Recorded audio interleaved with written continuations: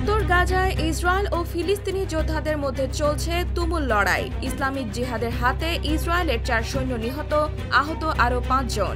উত্তর গাজার সুজাইয়া এলাকায় ফিলিস্তিনি যোদ্ধারা ইসরায়েলি বাহিনীর সাথে ভয়াবহ যুদ্ধে লিপ্ত হয়েছে।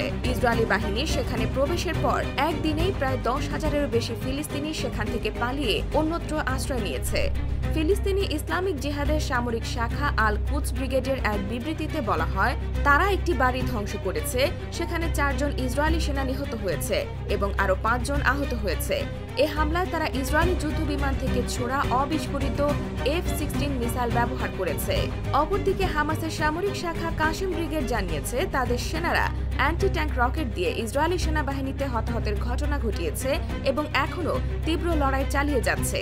সম্প্রতি ইসরায়েলি সেনাবাহিনী উত্তর গাজায় ভারী অস্ত্র নিয়ে আবারও স্থল অভিযান শুরু করেছে, যেখানে তারা গত জানুয়ারিতে উত্তর গাজা থেকে হামাসকে নির্মূলের কথা ঘোষণা করেছিল। এই অঞ্চলের পুনরায় যুদ্ধ শুরু হওয়ার কারণে অসহায় ফিলিস্তিনিরা তীব্র গরম আর ধ্বংসস্তূপের মধ্যেই অন্যত্র সরে যেতে বাধ্য হচ্ছে।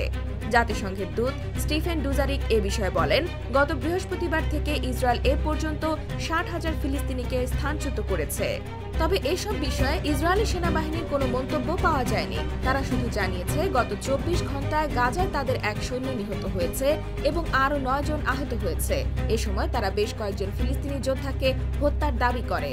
স্থল অভিযানের পাশাপাশি ইসরায়েলি বাহিনী নিয়মিত বিমান হামলাও চালিয়ে যাচ্ছে। সম্প্রতি ইসরায়েলের প্রধানমন্ত্রী নেতানিয়াহু বলেন, চলমান সংঘাত এখন যুদ্ধের সবচেয়ে কঠিন একটি পর্যায়। 7 অক্টোবরের পর থেকে এ পর্যন্ত অন্তত 668 ইসরায়েলি সেনা নিহত হয়েছে, যাদের অন্তত 300 জন স্থল অভিযান শুরুর পর নিহত হয়েছেন এবং আরও অন্তত 3,953 জন সেনা আহত হয়েছে। আর ইসরায়েল দাবি করছে, তারা এ পর্যন্ত 15,000 ফিলিস্তিনি যোদ্ধাকে হত্যা করেছে।